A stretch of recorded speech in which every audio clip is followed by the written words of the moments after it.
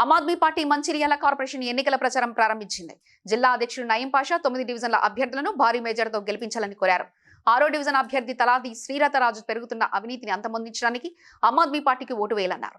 కార్యక్రమంలో party general secretary Rajender, తలారి శ్రీలత, త్రళాలి కళ్యాణి, అనపర్తి యువరాజు, రాడపాక లింగమూర్తి, రవి, షహానా తదితరులు పాల్గొన్నారు. నేను నయీం పాషా, మంచిర్యాల ఆమ్ ఆద్మీ పార్టీ జిల్లా అధ్యక్షుడిని.